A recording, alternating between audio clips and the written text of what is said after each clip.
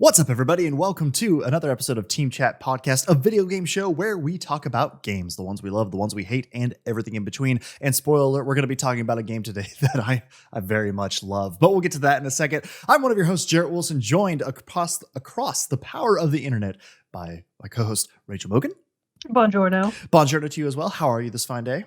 I am doing fine indeed. I recently went to the chiropractor for the first time ever to get my old janky neck looked at, and wouldn't you know it, I feel pretty loosey-goosey. It's almost like it's a good service. Nice. All that gaming, all this podcasting. That hunch it over like killer gamer rage. That's true. Well, it's good to go get that stuff taken care of. So you feel good, you feel great. That's good to hear. But so Team Chat Podcast, we are a weekly video game show where, like I said, we talk about games, and new episodes come out on Tuesday mornings. Usually, not this morning. This week we just had to space it out because I'm going to be talking about my first impressions of The Last of Us Part 2, and I wanted to have as much time over the weekend to play it. And then work got busy on Monday. Couldn't get around to it. But we're here. We're still getting you this weekly content out there for you to enjoy. But normally it would be Tuesday mornings at 9 a.m. Central when those episodes go out. You can find us on social media such as Facebook, Twitter, and Instagram. You can listen also to the episodes on podcast services around the World Wide Web, as well as watch a video version of each episode over on our YouTube channel. You can join our Discord server where we talk about a lot of fun gaming things and things outside of gaming when we're not on here talking about recording the show.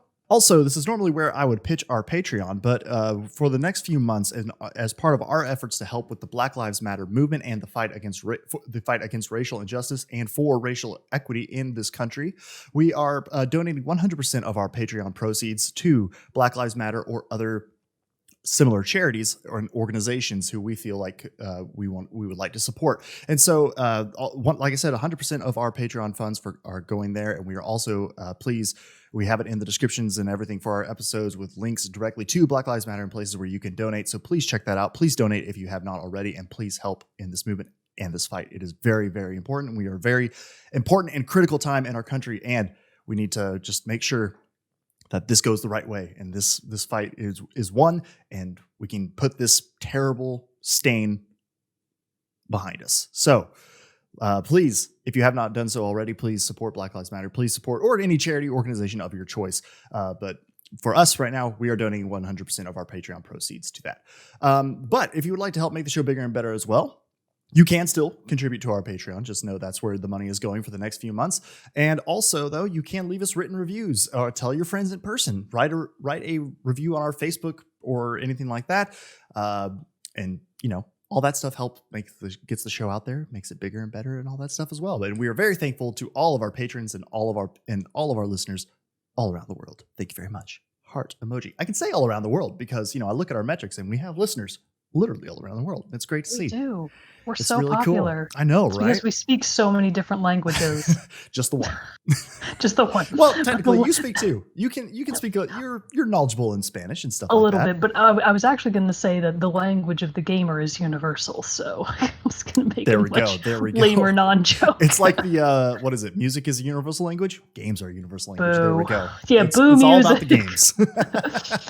But before we get into the main topic of the day, talking about that sweet Last of Us Part 2, we got to get a little bit of news in our moment with Mogan.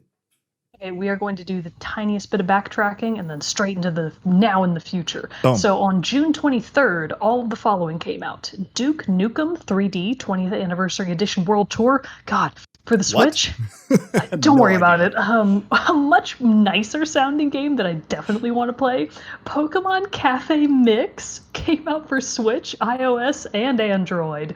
I think that's a game where you're basically making like cafe treats for Pokemon. How fun does that sound? That sounds fun. SpongeBob SquarePants Battle for Bikini Bottom Rehydrated for PlayStation 4, Xbox One, Switch, and PC. Star Wars Episode 1: Racer for PlayStation 4 and Nintendo Switch. Tower of Time for PlayStation 4. And then on June 24th, Ninjala for the Nintendo Switch came out.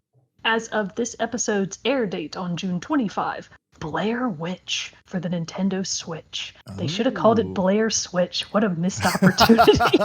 Wow. That really is. Anyways, I'm going to call it Blair Switch. You should. That's how you should only refer to it. Blair Switch is out now. So is Crying Suns for iOS and Android.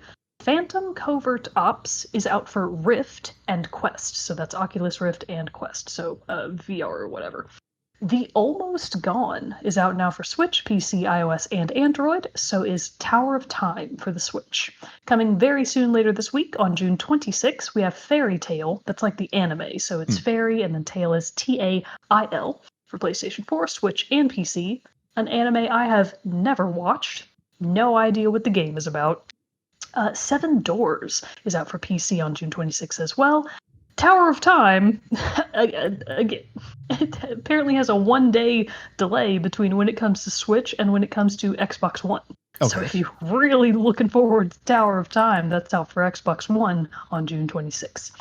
Yes, Your Grace for Xbox One and Nintendo Switch. And then on June 30th, rounding out the end of a game-packed month, Hunting Simulator 2 for PlayStation 4 and Xbox One, and The Legend of Heroes Trails of Cold Steel 3 for the Nintendo Switch are also out.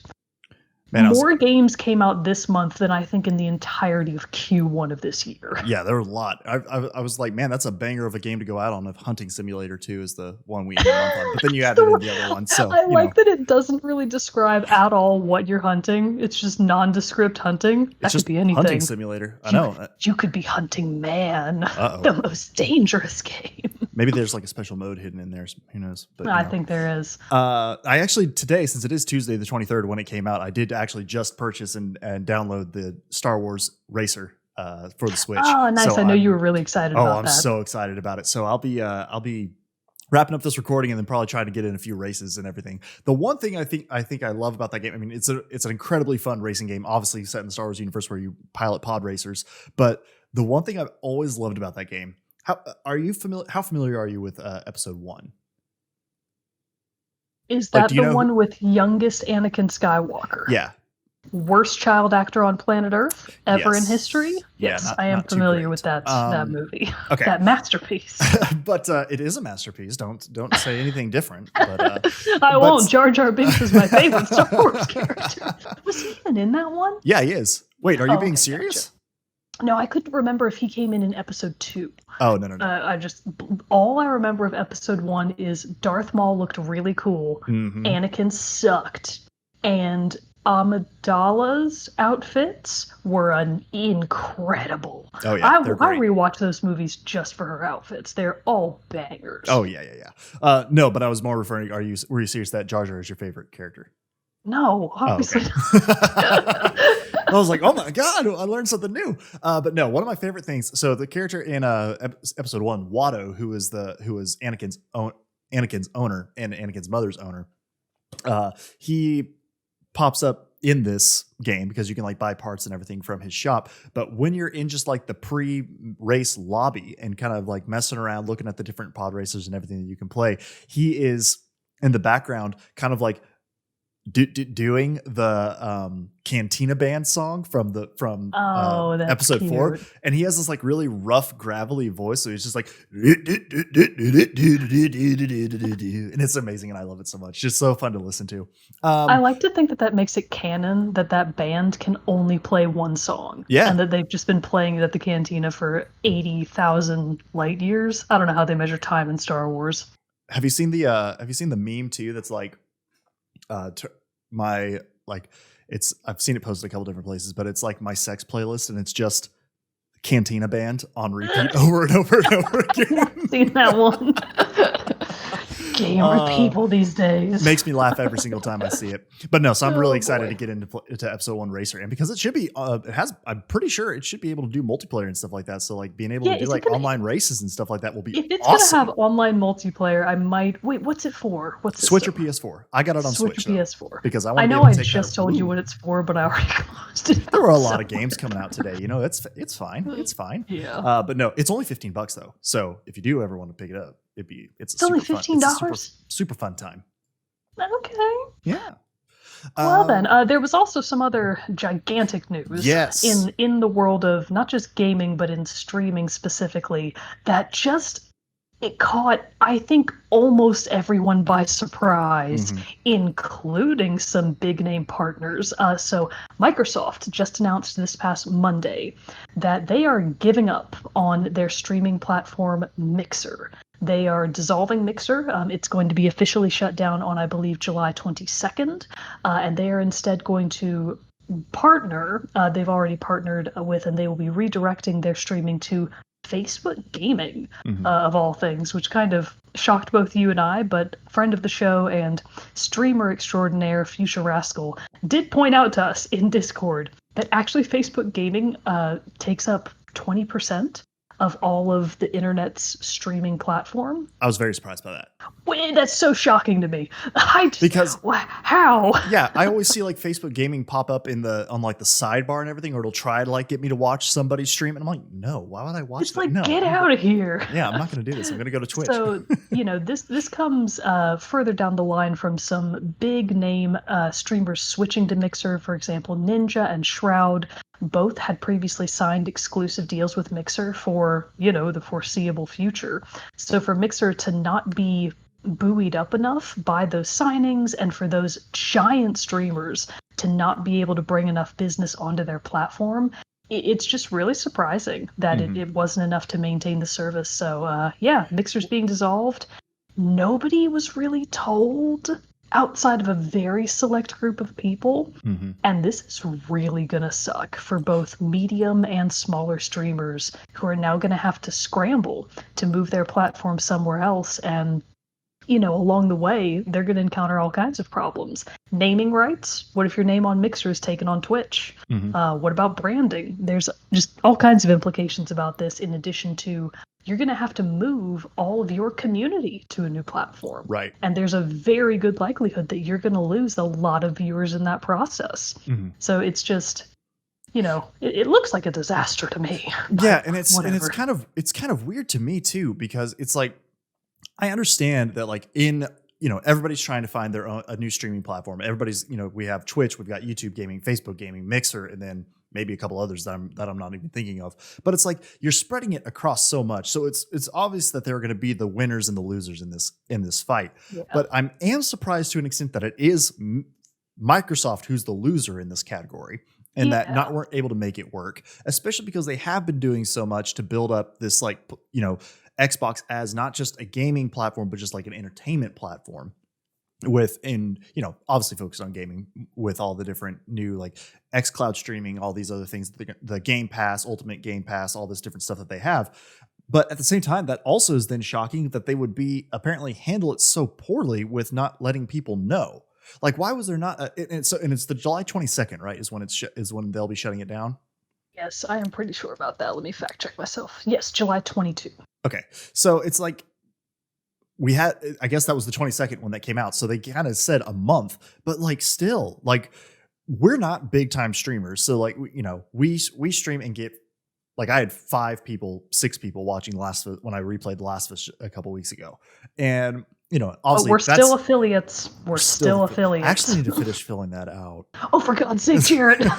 Well, we didn't stream for like forever, so I didn't see. But now that we're kicking it up more, I will. Oh boy. But still, it's just like we're small potatoes. Like if that happened to us, we'd be like, okay, fine, we'll pick up and move somewhere else. Yeah, it wouldn't be that bad for us to move because we are so very small. But for anybody with a more established community, this is devastating. Well, and people who rely on it as their livelihood. Oh, yeah. Even more so devastating. Unbelievably bad. Had the carpet pulled out from under them. And so that's been the thing that I'm like, that's an odd move, Microsoft, to like kind of pull that. I kind of didn't feel like Microsoft would do that. They've been so, I mean, I understand they're a big company. Companies are companies and not people, kind of thing, and not necessarily meaning that means they're going to treat everybody right. But still, I was just kind of surprised that they seem to have the track record of not behaving in such a way. And to then kind of do this is like, what are you doing? And then it's just a surprising thing to see that they went with Facebook as where they decided to go. Yeah, actually, there's a couple of numbers here that I think are really interesting for comparison. So in the month of April, to give you an idea of how disparate the gap between Mixer and other streaming platforms was, in April of this year, viewers collectively watched about 37 million hours of gaming content on Mixer. So that's 37 million. Compare that to Twitch's 1.5 billion and YouTube's 461 million. So there were hundreds, and in some cases, hundreds of thousands of just these gigantic canyons between Mixer and its competitors. So looking at these numbers, it's not shocking that they did shut down, but it is surprising that the timeline is so short and that the announcement, at least to us, feels very sudden. Right. Because it's kind of like, I don't know. I don't understand. I don't know all the business behind it and everything and why Facebook was the place they would go. But you'd think they would combine with YouTube gaming or something. Or maybe that's weird. I don't know. I don't know how all that goes. But like it's maybe YouTube gaming was like, no, we don't want you. But still, it's just like, I don't know. It was shocking to me to hear all this stuff. And then even more so shocking to see that they were just hanging so many people out to dry. Yeah. Thankfully, in quotes, they do have a month. So like, but I know that's also not very much time. Like if these last few months with all this, like I keep feeling like we blink and it's like another month of being, in quarantine has gone by. So, I mean, that's not a ton of time either especially to reestablish yourself and get yourself set up on a new platform. But hopefully people will be able to make the moves that they need to and be able to get set up and that this hopefully won't affect them too negatively. But not a great deal, not a great look, I would say, for Microsoft. But all right, it's time to talk about some Last of Us Part 2. Now, I'm just going to let everybody know that this is my first impressions of the game. So I'm not going into the full story. I haven't even finished the game yet. So I'm 10, 11-ish hours roughly into the game so far. But I'm not going to be hitting on story beats. I'm just going to be mostly talking about mechanics, maybe some intro story things that I've really liked or really enjoyed seeing, but I'm going to avoid story spoilers. If I think in the course of this discussion something comes up and I'm like, okay, I want to talk about this, but it might be kind of spoilery, I will let you all know. I will give fair warning. I will try not to just blurt out things because I would feel terrible if I ruined the experience for anybody. But just so you know, we're talking about Last of Us Part 2. Take that with a wheel. Just be careful with your ears. But and full disclosure for everybody else, this is Jerrett's first impressions. I do not own the game, and I have not started playing it at all yet. So I'm just kind of praying that once Jerrett finishes it, he'll let me borrow his copy. Don't worry. Don't worry. I'll hook you up. Anyway, so I will have many questions, but very little to provide in terms of informed commentary. Oh, that's all right. But but then, so yeah, once I actually do finish the game and all that stuff, we'll circle back around, do a big full review and all that jazz, where we will talk about story spoilers, and I guess spoiler cast is the technical term for all that stuff. But that's coming on. Young people. That's coming on down the line. I guess that's really only kind of funny who I see call it spoiler cast, but who knows? Oh. All right, but anyway, so Last of Us Part 2, as you all know, developed by Naughty Dog, directed by Neil Druckmann, and starring Troy Baker, Ashley Johnson, and Laura Bailey. And so this game picks up. So this is where I'm even kind of like, how much do I want to say? Even like where it picks up and everything like that. Well, okay, everybody knows that Ellie is 19, so it's 5 years after the events of Last of Us Part 1.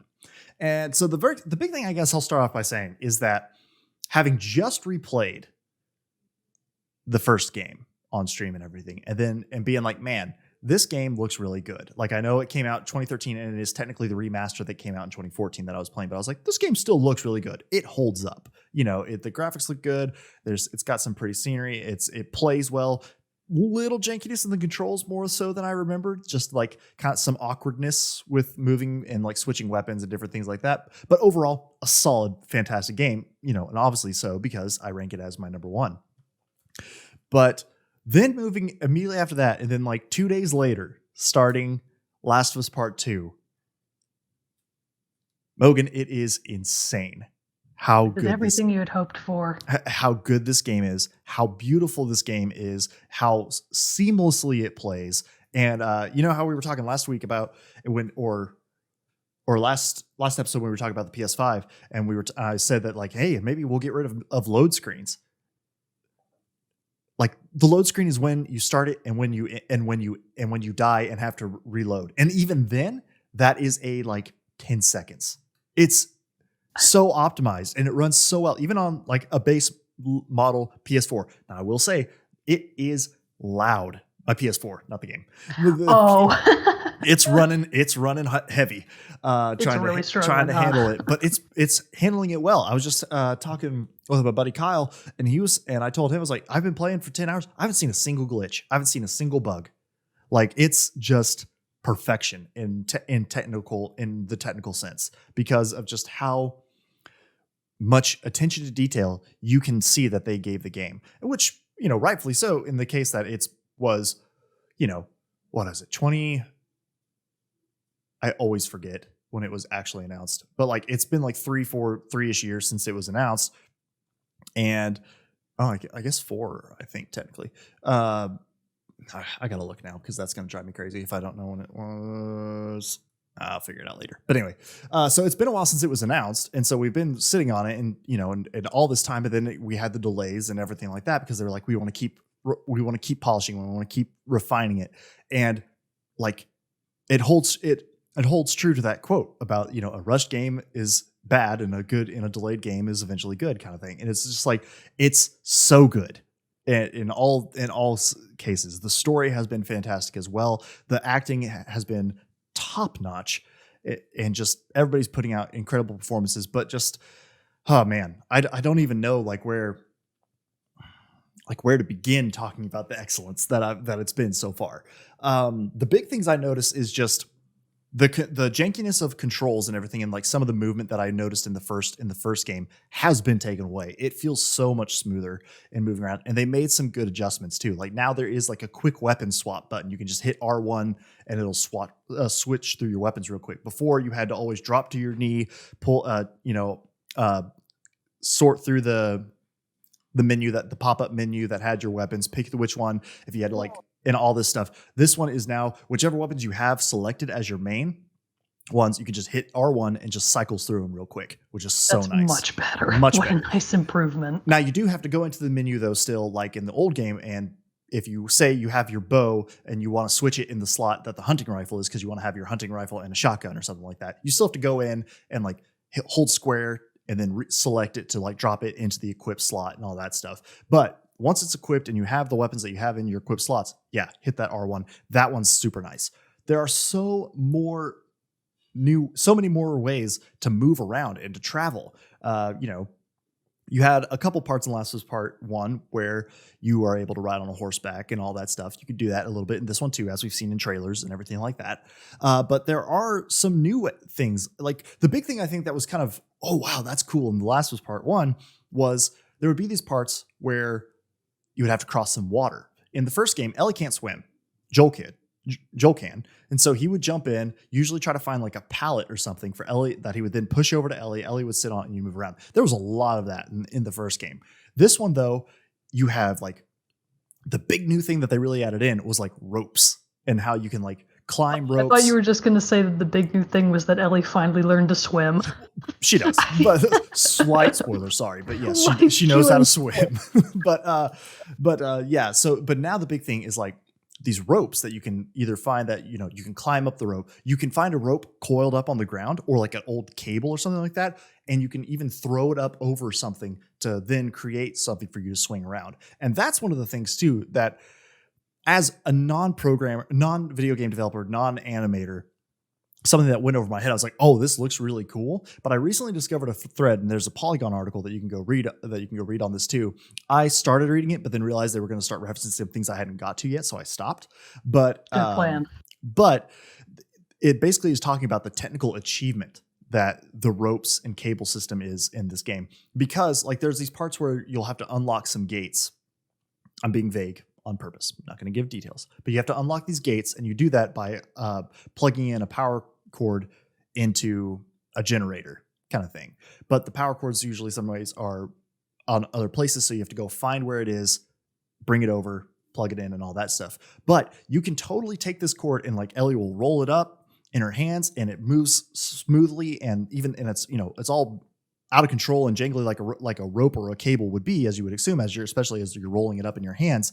But it never seems to clip, and it never seems to have that thing where it goes through Ellie's arm or her shirt, or her shirt shows up through it or anything like that. You can throw it and it'll respond to anything it hits, anything its way. It will get caught on things like chairs or boxes, or even like if you throw it through a broken window. And you know, in this article, it has a video that someone shared on Twitter of Ellie carrying this and then just like throwing this cable around to show all the different ways you can do it. It's incredible how clean it looks, and just how, again, it's something that I didn't necessarily click with me once I saw it, but then now I'm seeing like that everybody's freaking out about it, and I went and watched this video. I'm like, oh yeah, because this person was showing off more that it was doing than even I had done in my playthrough. I was just like, okay, so I got to get this cable here. Okay, cool. Boom, plug it in. I'm good. I don't need this anymore, right? Okay, cool. I can move on. But they were just really showing everything that it could do, and it's incredible how cleanly it does it. There's a ton more exploration that you can do in this game. Like, it is very much like the first game in the sense that it is more of a linear. It's not open world by any means. You definitely have like a linear path you're supposed to follow, but they give you more options on how you can follow that path. So this one, I will say, is a little more. It's farther. It's a few hours in to the game. I won't be very, again, I'll be vague, but you're basically exploring a city. And you get to the downtown area, and you find before you got to that area, you find a map, like an old tourist map, basically. And as you go through, you'll know that there are certain buildings you have to go find. But then as you go through others and you see these places for like checking for supplies and stuff like that, you can then, or you pick up, say, a piece of paper that references a building that might have supplies. Ellie will then mark it on her map, and then you can pull up that map and kind of see where you're at and go find it. Obviously, like a map normally does, but that's something that wasn't in the first game at all.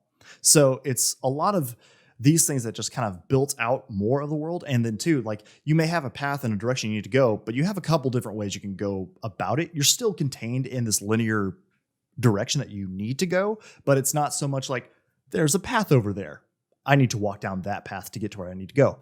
You could be 3 paths, and either one will take you there, or be able to lead back to around so you can explore the other paths as well. But there's a ton more exploration and stuff like that in this game than the first. Man, let's see. Where else do I want to go with this?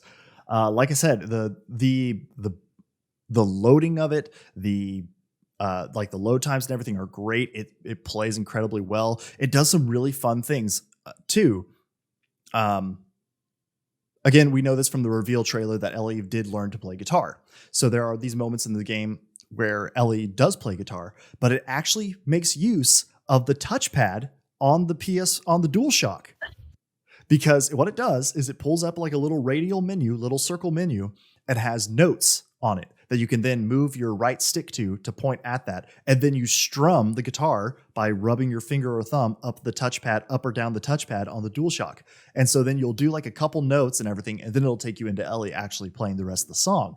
But it's still just like really nice to know that after the lifetime of the PS4, that they finally did something. One kind of stupid way to work that damn touchpad in there. They do it really well. Like, it is kind of a weird, like, kitschy thing. You're like, oh, okay, cool. That they added this in. That's but funny. how they do blend it into the story moments is very well done. And then you can go back to those guitars to the guitar later, and you can pick it up and practice, where you can't just play whatever you want. But if it's going in the story of the direction of the story, you play a few notes, then Ellie takes over and all this. And it's just a really fun little thing. But let's see. What else do we have going on here for us? The stealth seems so much. I will say this. I'm playing it on hard. I played the first game on normal. I think both times I played through it. This one I'm playing on hard because I was just like, okay, I just played the first game. I'm familiar with how this game should be going. I think I can. I know. I could be totally, overestimating my abilities at this game.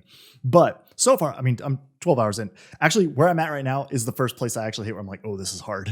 I'm like dying multiple times and everything like that. But it's just, I lost where I was going. What was I saying? Sorry. You were saying that. Oh, I'm playing it on hard. There we go. All I could think about was the guitar and the touchpad. I mean, it's a big deal. Yeah, very, very distracting. But no, so I'm playing it on hard. And the big thing about that is the harder the game gets and the more you play the game, and or the harder difficulty levels, one of the things, not only like enemy damage does more and stuff like that, resources and ammo and stuff like that are harder to find, crafting supplies and things like that, which I think honestly makes the game better, because because it's forcing me to be more selective, and even in what I was in my first playthroughs of The Last of Us Part 1. Because Last of Us Part 1, I would hit a hard spot and I'd be like, okay, I don't mind like chucking both my Molotovs here or using my flamethrower, because I know that in the next area I'm probably going to find something to replenish it. If I don't, that's no big deal, because I'm going to be able to find, I have ammo from all my other weapons, or I have some other equipment that I can use to take care of this. But this one, I find myself really having to think about what I'm going to do, because I'll be run up in front of a room of the infected and stuff like that.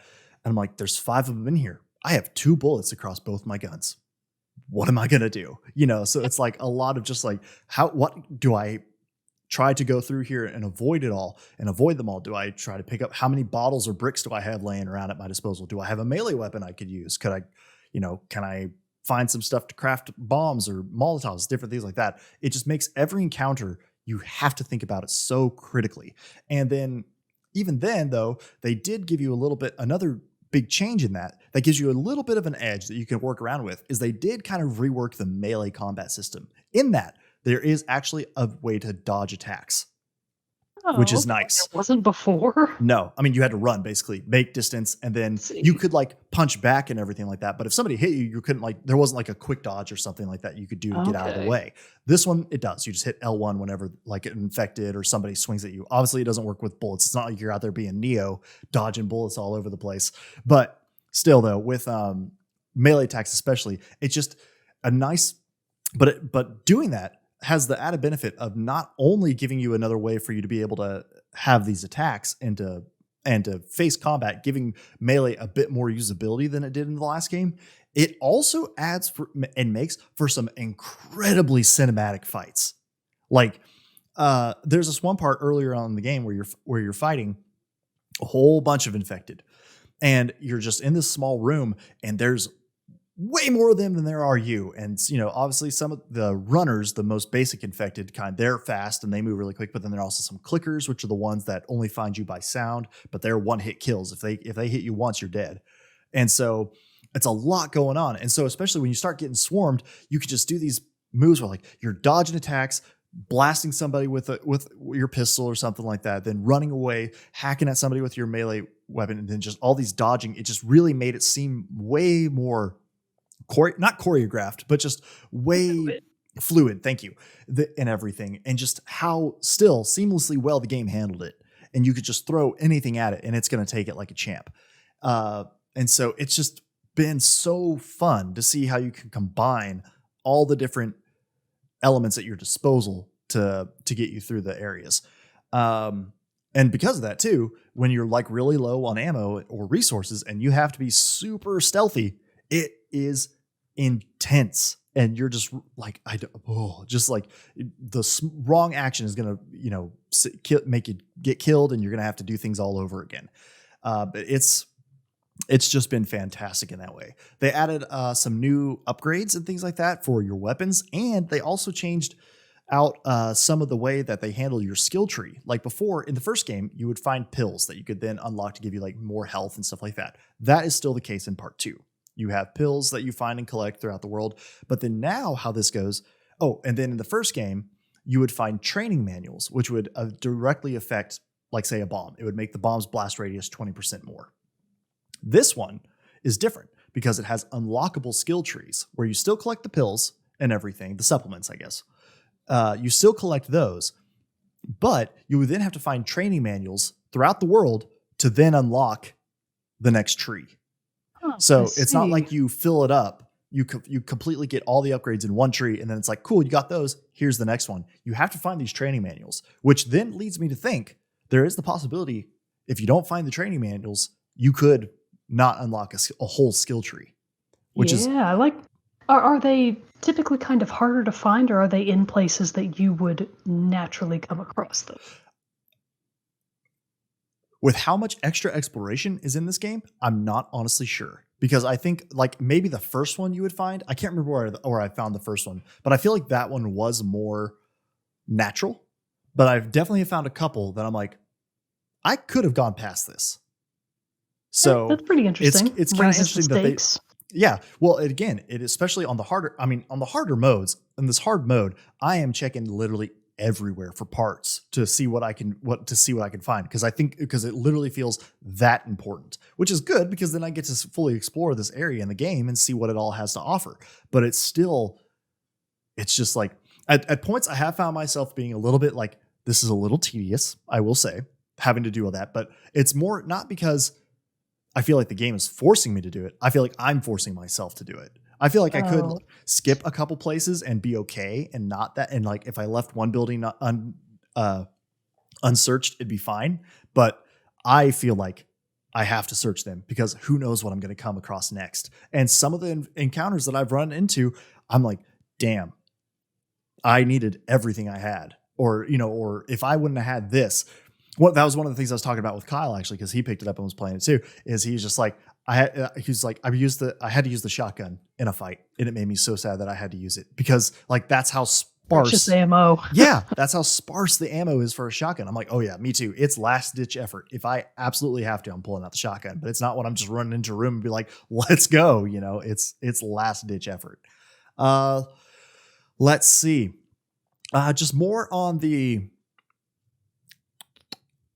it does have nice little touches too. Like when you find the workbenches, like you could in the first game to upgrade your weapons and things like that. It has a nice little touch. Like it will show you how much the upgrade costs, but then it will show how many parts you have left and just some things like that. So it's easier to be like, okay, so how can I manage what I have and pick and choose and do different things like this? The one cool thing too, that is also, I remember when I was playing part 1, Brandon actually asked me in chat or wondered aloud. I don't remember if he asked, but like just said, he's like, that'd be really cool if you could like figure out a way to be able to make the enemies fight against each other. Well, guess what? Oh. You can. And it's interesting. I used it to great effect once and I was so proud of myself. It was like one of my probably like prouder gamer moments because I was like, I don't know how I'm going to get out of this. There are so many enemies in this part. And I was able to like figure out a way to bait it and it just worked out so well. But it was also one of the most... Do what? Did you get a trophy for that? No, not a trophy, unfortunately. Oh. I'm actually honestly surprised, speaking of like how few trophies compared to the first game there are, but it's still going to be a hard platinum because they are like a lot of collectible based things, gotcha. Which is kind of whatever, but still there's a lot. It would be a hard one to platinum for sure. But no, so that part though, where I did that was just like, it's super intense and it had some of the best lighting and lighting effects that I've seen in a game in this one area, how well it was done. I feel like you've seen it in trailers, but I'm going to go ahead and just say spoiler thing, just in case you don't want to know about this one part, but it's basically you're in so I'm saying it now, spoilers, be safe everyone, close your ears for just a couple seconds. I'll keep this brief. But you're in this underground area and it's lit up with red flares. So it's all completely dark except for these red flares. And you just like, obviously the closer you get to these flares, it's super bright and around you, but it just like the red glow and the eeriness that the shadows and the lighting plays on the enemies that are in this part. Oh my God. I was just like, it added so much terror just in itself, the lighting. I'm getting spooked just sitting here. It was, oh God, it was good. And there have just been so many moments like that I don't even know if I can necessarily say this is what was fantastic about it, but just so many moments of this is amazing. And I love that this is how they handle it. I love that this is the way to do it. One other big kind of thing that I will say is a spoiler, just because it was such a, oh shit moment for me when I was playing. So again, block your ears, but you actually have to encounter and have to either run away or battle hordes of the infected, which you didn't have to do in the first one. You would like come across a room where there would be like 5 or 6 in there and maybe new ones would come in. But this one, it legit has like, there are 100 more and you have to just ask what defines a horde. Ass to get away. Yeah. Oh, And goodness. which created some truly, and it's what whole thing you're running and then like another group pops out to your left and you have to run right. But then that is where I really thought that what I said earlier about the, not as linear of a path really showed to me, because they would come to your left, but then you would have you didn't have just, oh, here's the path to the right I could go. You had, here's a couple different ways to the right or the left I could go. Then, maybe I could get some more cover if I ran behind this truck. Which brings up another thing that you can do in this one that you couldn't do in the first game. And they show this off in the first gameplay reveal that they did at E3 2018, I believe, which is that you can now crawl under like beds, trucks. You can go prone. You couldn't go prone before. But you can crawl like under trucks to hide, or you can crawl under. I actually had a moment where I was being hunted in by some of the human NPCs, and I like crawled under a bed and tried to hide. Now, when you do that, when you go under something and you're lying flat, do you switch into first-person perspective? The camera like pulls up, still third, but like it's just like from your side. I can't really show it off that well, but it's like to your side. It's obviously like much closer in and everything like that, so you feel like you're under the bed. But interesting. You can still shoot enemies. So like you can like take somebody's kneecaps out and stuff like that. Oh like, God! It's and other stuff like that. But it's just really cool how much more. And again, that's like super intense and super scary when you're hiding under a bed or under a truck. Like, oh man, they could see me. And if they see you, they like grab your legs and pull you out. And which is, that's terrible. Yeah, which then it's like a moment where you can't do anything because you're just trying to like fight away and you can't like shoot, you can't hit them or anything like that. You're at their mercy basically.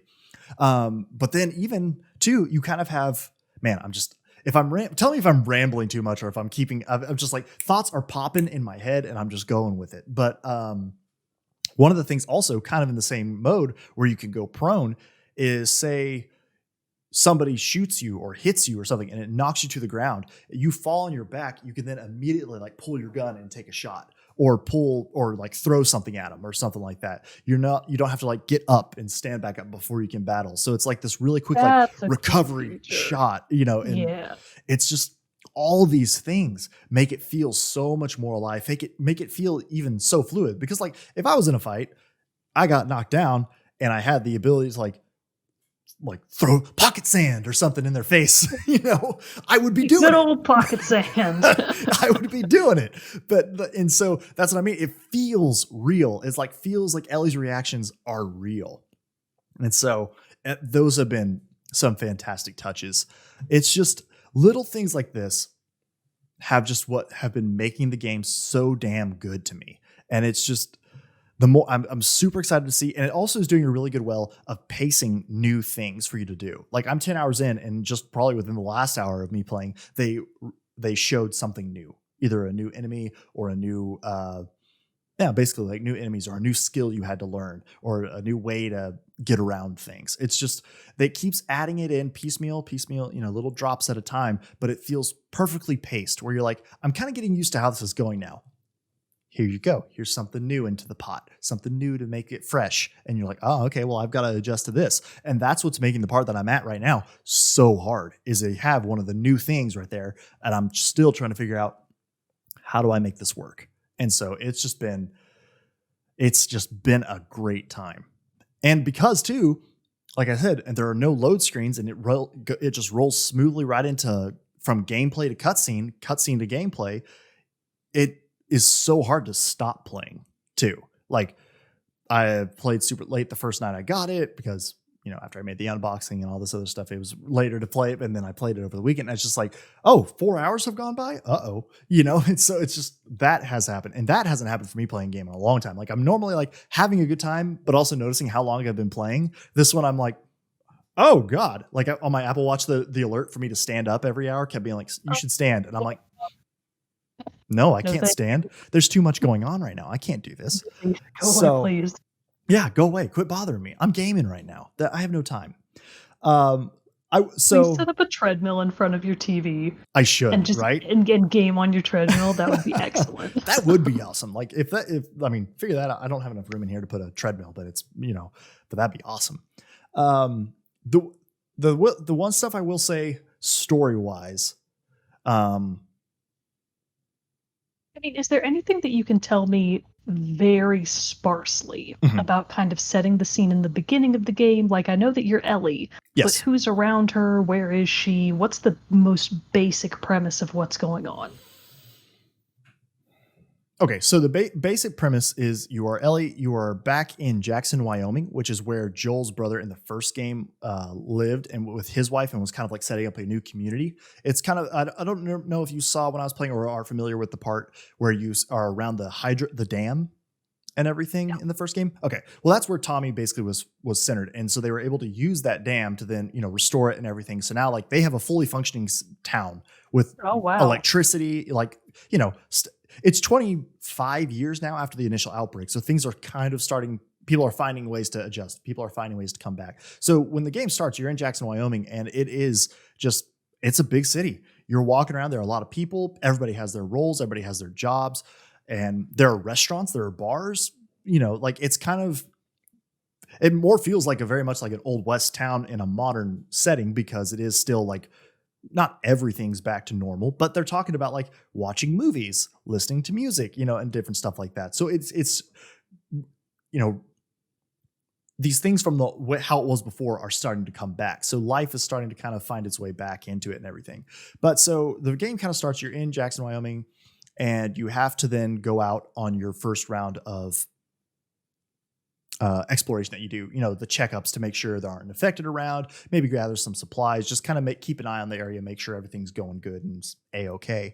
So you go out with Dina, who we saw in that one character in the trailers and everything. You go out with her and you just kind of go off on this exploration. So you really get this big area of going out, kind of seeing what's what, but then obviously things turn bad fairly quick. And I really think, without going too much into it, that is about all I can really say of the story, because after that point, I think it starts answering and showing things that if you don't want to know, you need to just play, you just need to play the game, or until you play, like it would start revealing things too much. And maybe I'm being overly sensitive, but that's how I would be about it. Yeah, well, and that's obviously good planning. It's still very early on. I did manage to catch a little bit of Kirok Craft streaming it, and I missed the part where they said it was Wyoming, so that's news to me. All I thought was, it looks cold here. Too much snow. Yeah, up in the snow and everything like Not that. my Yeah. cup of tea. Well, and see, that was another great way how they introduced. I will say, I can't talk about this. How they first introduced the new melee mechanic is that you're up in the mountains walking around in snow and you come across a whole bunch of just dead bodies in the snow, like partially covered by snow and all this stuff. And you're like, oh man, this is terrible. What happened here? And then as you're walking around, like an infected jumps up out of the snow and like starts grabbing at you. So that's when it's like, hey, hit L1 to dodge. And you're just like, oh my God. And like jumping back and everything. Terrible. So terrible. Oh, and then, good heavens. Yeah. So it's just, yeah, it's just, and how it shows you to do these things is not like in a handholdy way. It's just like, here's how you do it. Figure it out, play around with it. I guess the really only thing that I can say about the story is that it's fun and I'm having an incredible time with it because it is just so far a masterpiece of a game. But I will say it is heavy. The story's heavy. The whole atmosphere of the game is heavy. Like the reasons why I would stop playing is it's kind of like, okay, I need to take a breath. You need to digest. You need to think on it. Because this is not like, say, Call of Duty, or even I would even say Uncharted, where you do something cool and you're excited that you did something cool to like be able to clear out a whole group of enemies or something like that. Granted, yes, I still have had moments where I'm like, oh man, I played that really well.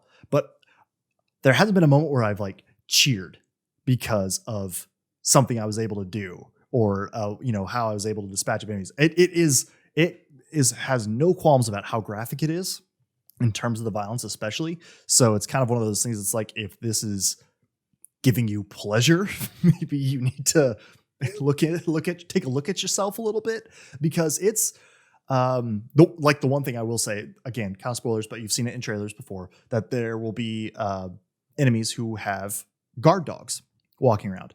Well, you don't tuck those guard dogs in for a night if they're bothering you. Like, sometimes you have to kill them. And that is, it's one thing like if you sometimes have to shoot one, but even if you melee kill one, it's not like just like it's a like you hit it and the dog squeals and like yelps, and then like its handler maybe like, Fido, no, because that's another thing that happens when you kill enemies or even like their dogs. You kill someone, they'll be like Miles or something like that. Like they feel pain because you killed their friend, and so it's like all of this like weighs on you as the player. Granted, it's like they're attacking me, they're trying to kill me. I'm doing what I have to do to defend myself, and how these enemies are set up, they're in no way like just hapless travelers that I've fallen upon and am taking advantage of. They're bad people. But still, it's how it makes you feel. You just every time like something like that happens, I'm kind of like, oh, like I'm sorry, but I had to, and so I feel like the game does that very well in handling and showcasing the weight that you're supposed to feel with your decisions. And I feel like that's really good too, because I feel like if they weren't able to get that tone right, and you did kind of have those moments where you're running through this being like, ha, I'm having so much fun fighting these zombies and killing these people, it would be out of place completely. Oh yeah. Everything it does, and even these moments that I'm like, these are truly incredible moments. Like when I talked about earlier about with like a horde or something like that, incredible moments in the game, but I'm not necessarily like, I'm taking pleasure from enjoying the art shown to me, but not necessarily from the actions I'm having to take, if that makes sense. And so it's very much just like the world is a dangerous place. And in this new world that The Last of Us takes place in, there are harsh realities that you just have to deal with sometimes. And it gets those harsh realities across very clearly. And so it's been a trip, I will say. It's just because it is such a incredibly well done and well made experience. And yeah, I mean, I think you should I think you should play it at some point eventually. I'll definitely give you my copy when I finish. Yeah, don't worry, it won't take me as long, because I'll be playing on easy mode. But I'm gonna blaze through it. But yeah, it's just been an incredible game so far, and I'm excited. I'm definitely looking forward to when I can break down the story stuff and go and talk about those moments, because there have been so much stuff that I haven't talked about yet that I still would like to.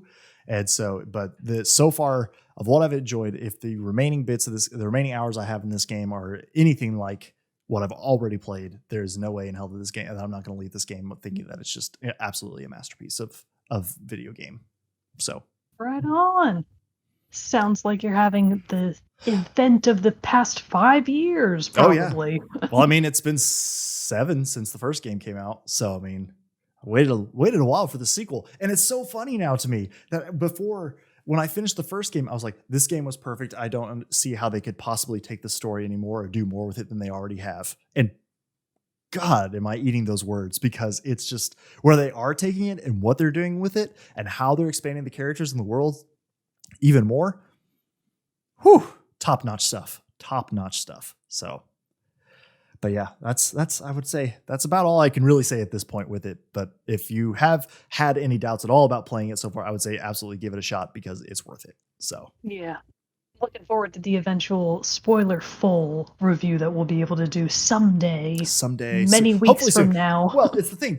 I don't even know if many weeks. I'm hoping to be able to finish it quick, because I know we've talked about it in our Discord. Like, it's so dumb, but it's just like movies and TV now, that as soon as it comes out, everybody's like, here's spoilers everywhere. So please be careful, everybody. If you're wanting, that's why I'm being so careful about it here. And because it's like, they're just everywhere. Like, I know, I've seen like YouTube thumbnails now, not for anything that I haven't seen already in the game. So it hasn't necessarily spoiled anything for me, but it's just like, I know, well, that's what Brandon in our Discord was saying. He was just like, hey, heads up. It was in my recommended videos on YouTube, and I saw a spoiler.